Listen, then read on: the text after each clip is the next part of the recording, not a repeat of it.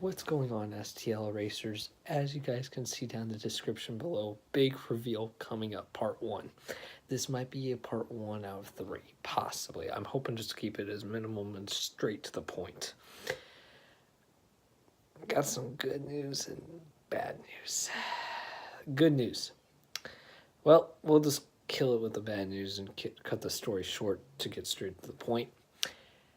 My old beater car, Maxima, is fried. It's gone. Sadly, it went boom boom. So,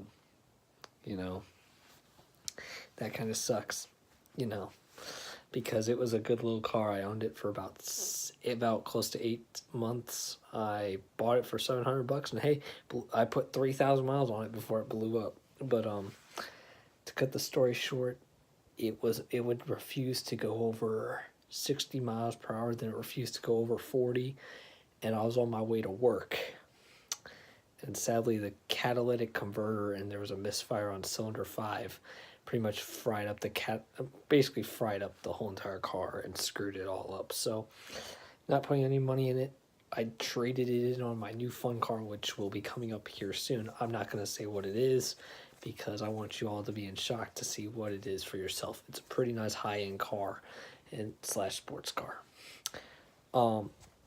It's kind of bittersweet, because whether we like it or not, our first car is always our most fun car.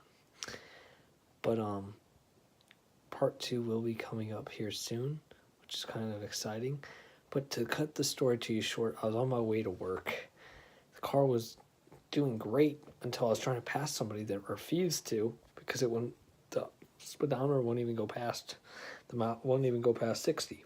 So I'm just sitting there scratching my head saying, what's going on? So then I make it onto my road to get up to the dealership.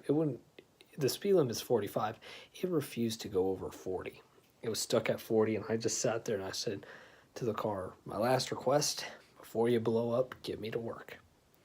Luckily it did, but I looked underneath the exhaust.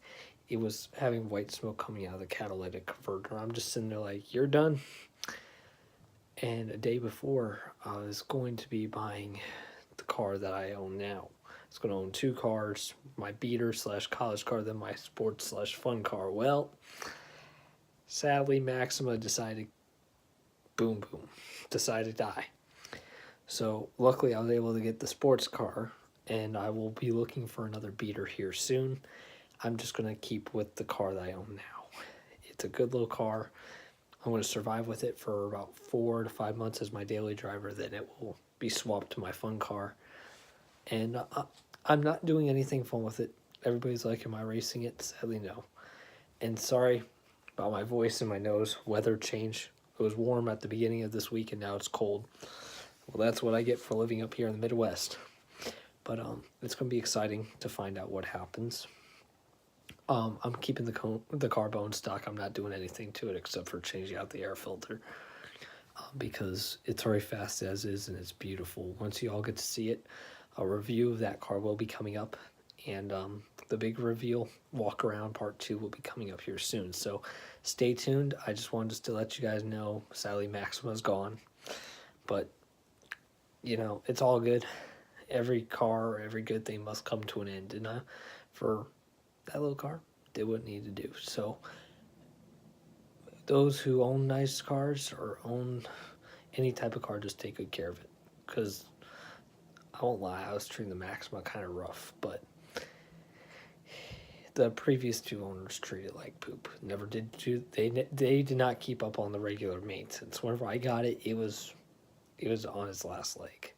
So kind of shortened its life, but it was a good little car. What matters is nobody died. Car died, sitting still at the lower lot at my dealership, but that's a-okay. And I just wanted to say thanks to everybody who helped me get this new car. Big reveal will be coming up here soon. I just got to do a few more things to it. But yeah, thank you guys, and keep on smiling, and leave a like, come subscribe, and keep on racing. STLR signing off.